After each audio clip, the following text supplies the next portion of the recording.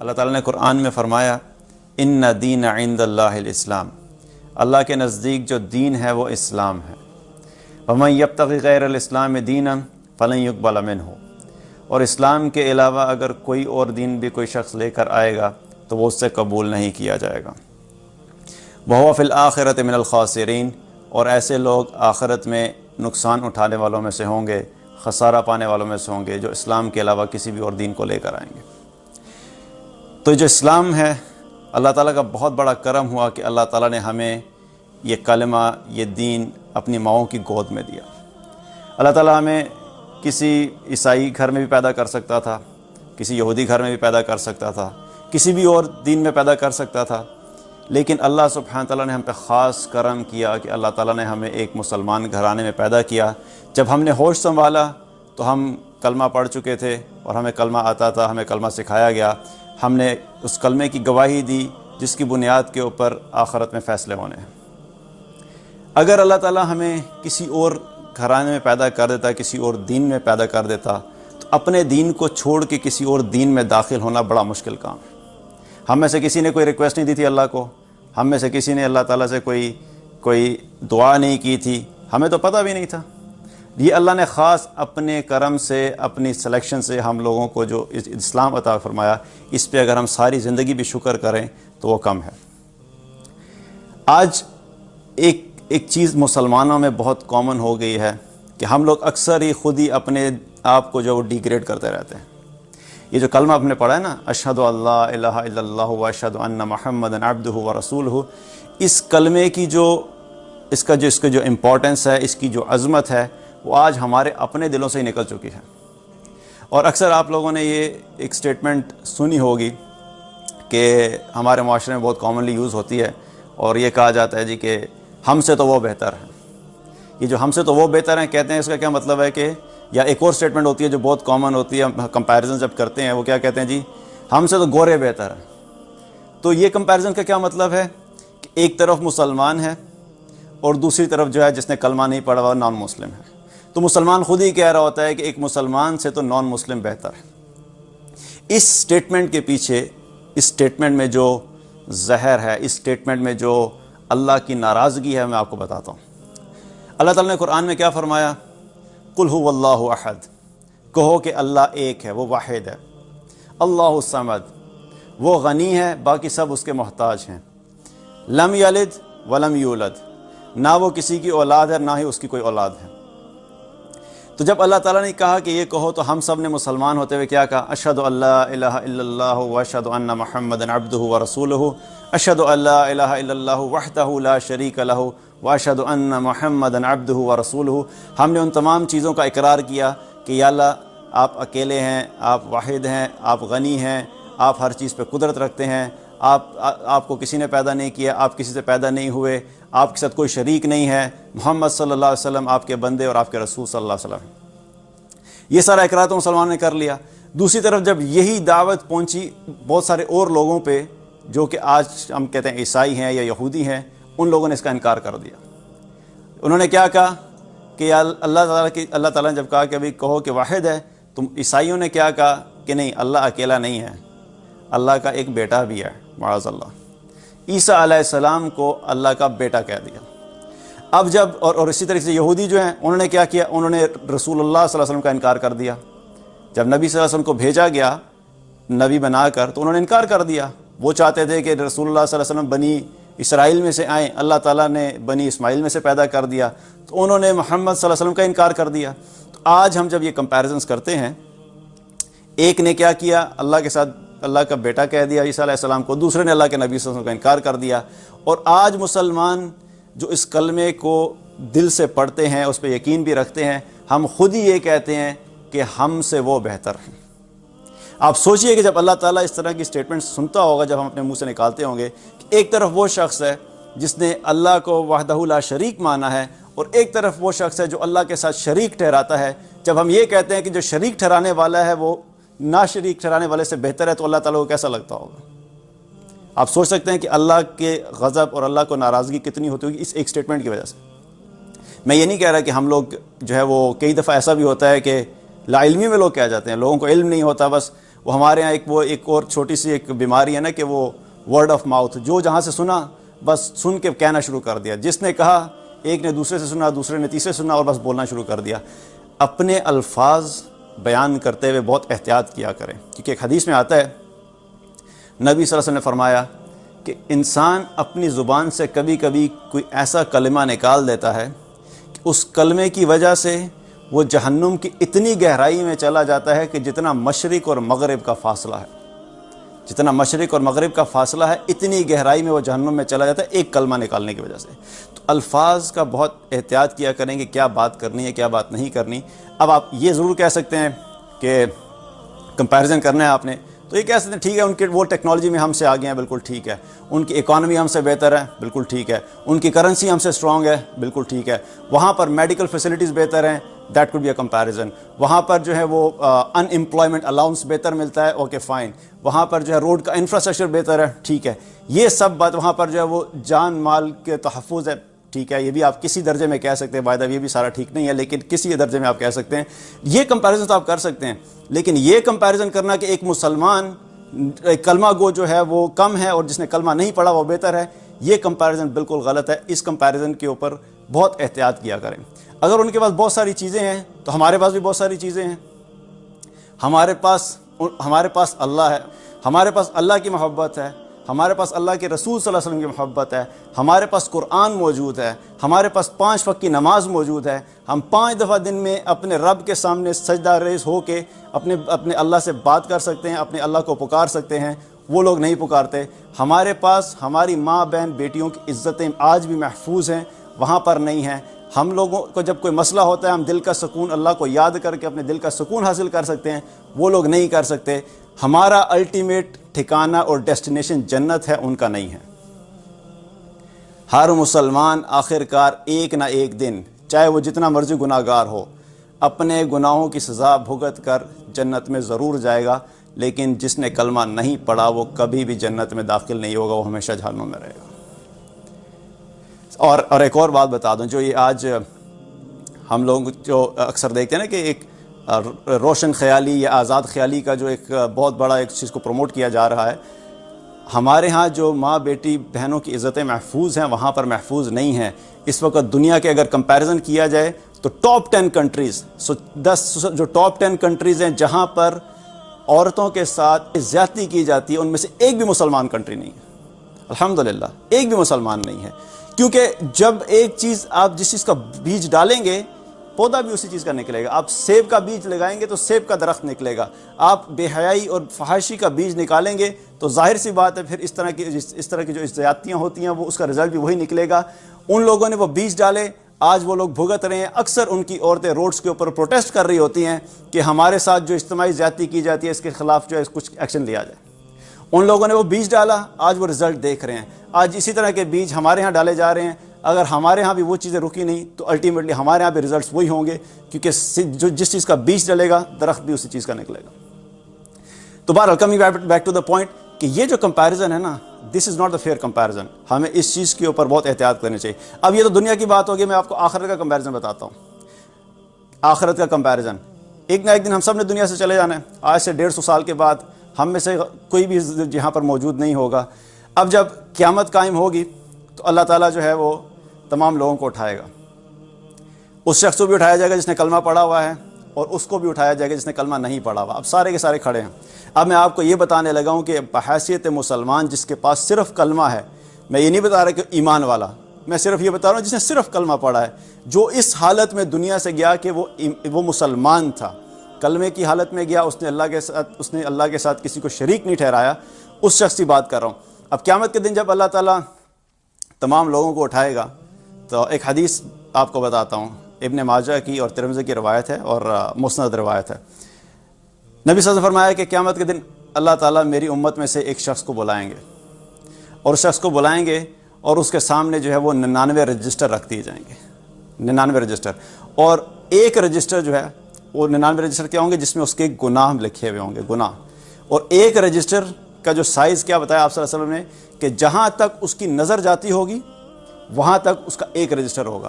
اب آپ سوچئے کہ جو قیامت کا دن ہوگا زمین کو کیا فلیٹ کر دیا جائے گا، فلیٹ سرفیس ہوگی، اگر آپ کی ان ایون سرفیس ہوتی ہے کہیں پہ تو وہاں پر آپ کی نظر دور تک نہیں جا سکتی. جہاں پہ چھوٹا سا کہیں پہاڑ کا ٹیلا آیا بس آپ کی نظر وہاں تک جا سکتی ہے. لیکن قیامت کے دن زمین کو بالکل چٹیل میدان بنا دیا جائے گا تو آپ فلیٹ سرفیس کے اوپر تقریباً کئی کلومیٹر دور تک دیکھ سکتے ہیں.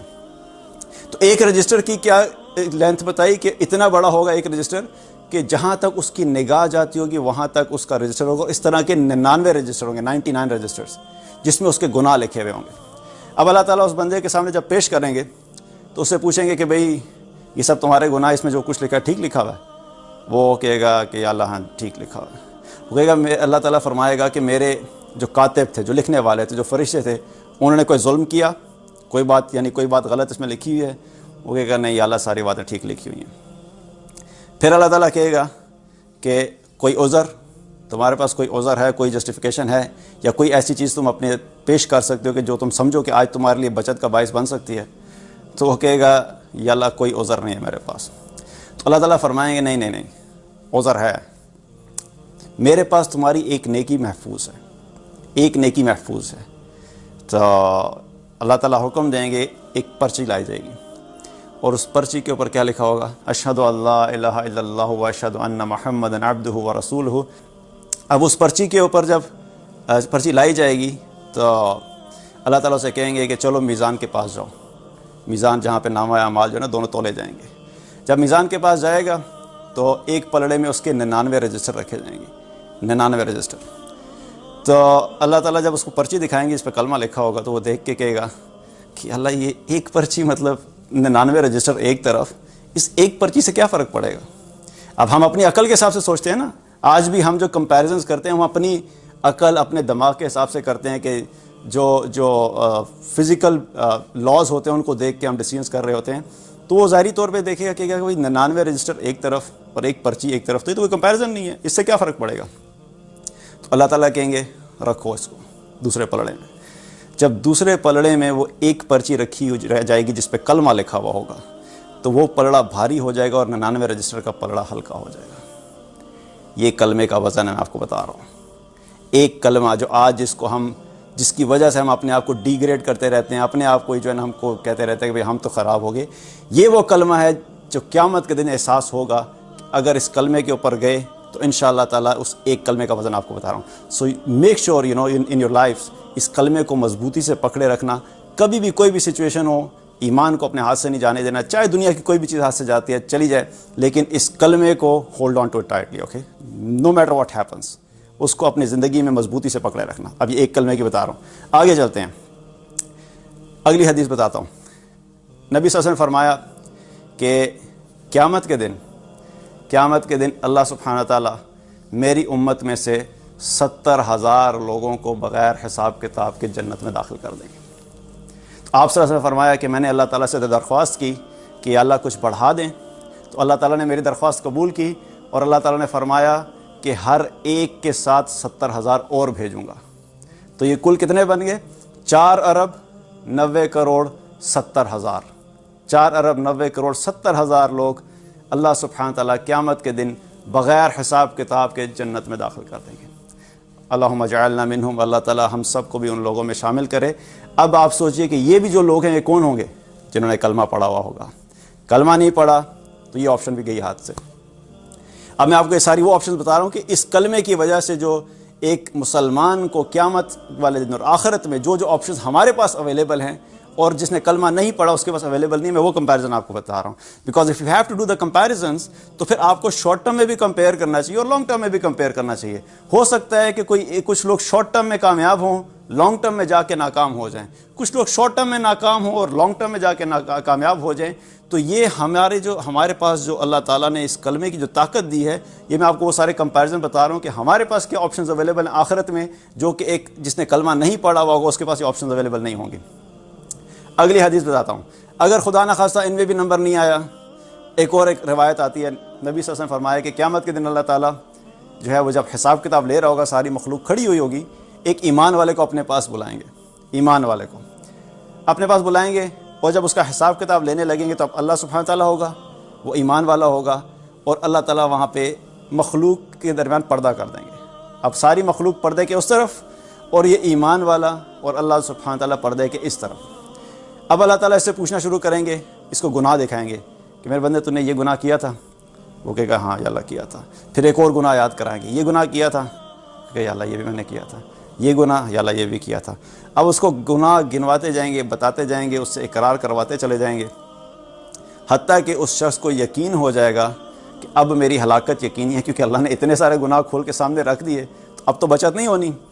تو جب وہ سارے گناہ اللہ تعالیٰ گنوا دے گا تو اللہ تعالیٰ جو ہے اس بندے سے کہے گا کہ اے میرے بندے، میں نے دنیا میں تیرے گناہوں پہ پردہ ڈالے رکھا، میں آج بھی تیرے گناہوں پہ پردہ ڈالے رکھوں گا۔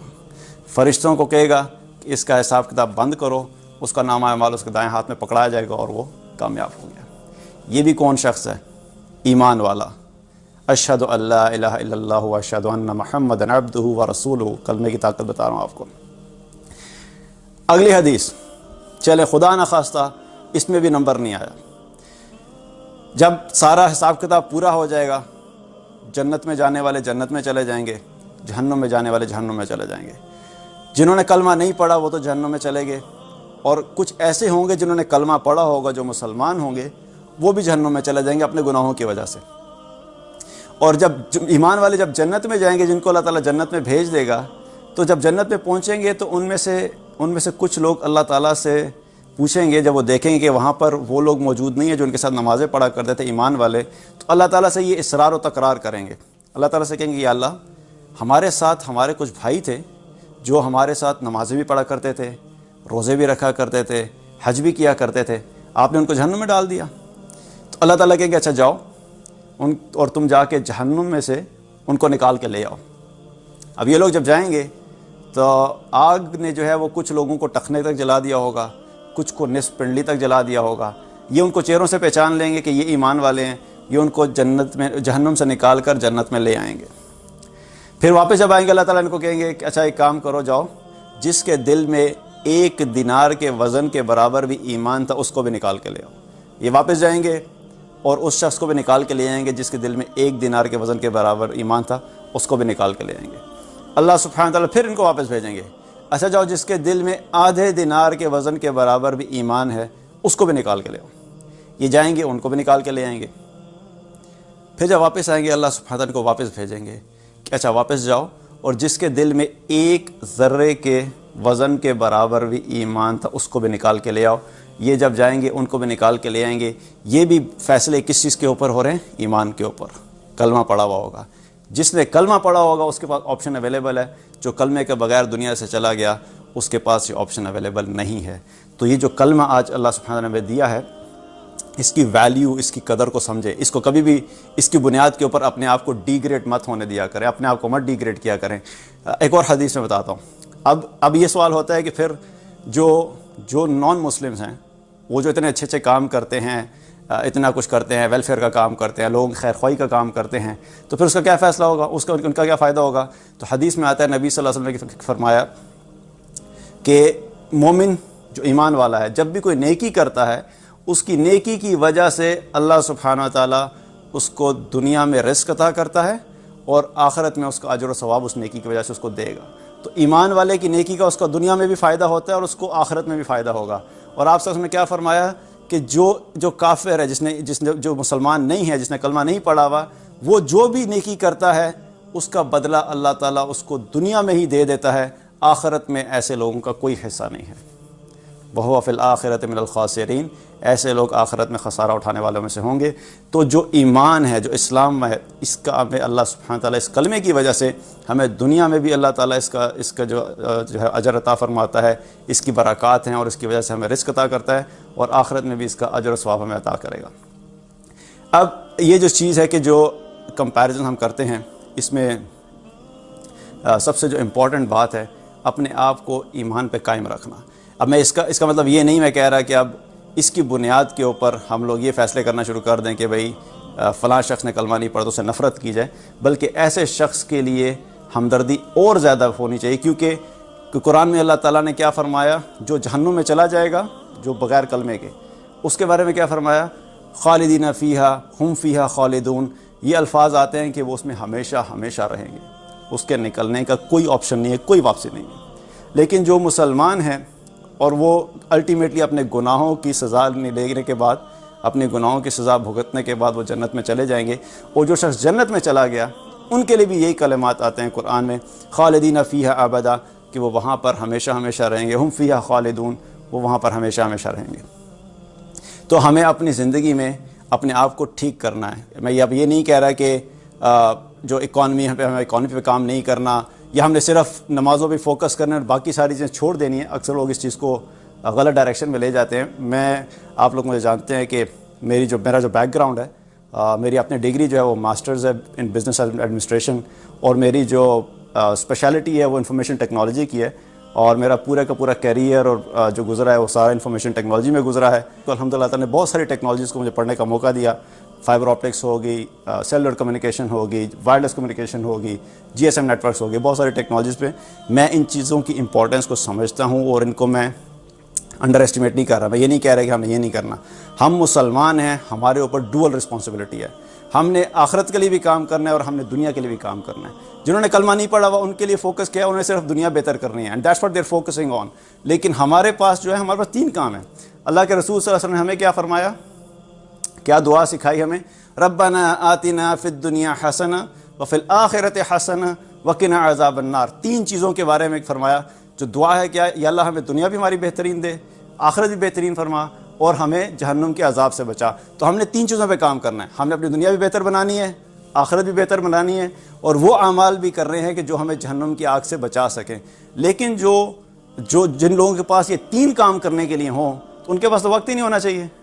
وہ تو سارا وقت جو ہے وہ اپنی دنیا بھی بنانے میں, آخرت بھی بنانے میں مصروف ہوں گے. اس کے باوجود اگر ہم لوگ فارغ بیٹھے ہوتے ہیں تو میں کبھی کبھی حیران ہوتا ہوں کہ ہمارے پاس ٹائم کہاں سے ہوتا ہے. ایک مسلمان ہو, وہ یہ کلیم بھی کرے کہ ہم نے جو ہے نا دنیا میں بھی کامیاب ہونا ہے اور آخرت میں بھی کامیاب ہونا ہے, اور وہ محنت بھی نہ کرے, تو it doesn't work like that. ہمیں اپنے آپ کو ساری ڈائمینشنز میں کام کرنا ہوگا. ہمیں دنیا کی ٹیکنالوجی بھی سیکھنی ہے, ہمیں میڈیکل بھی پڑھنا ہے, ہمیں انجینئرنگ بھی پڑھنی ہے, ہمیں یہاں کی ٹیکنالوجی کو بھی سیکھنا ہے, ہمیں اکانومی بھی پڑھنی ہے. لیکن ان سب چیزوں میں کھو کر اپنی آخرت کو کبھی برباد نہیں کرنا, اپنی آخرت کو کبھی نہیں بھولنا. اس کلمے کے مطابق زندگی بھی بسر کرنی ہے.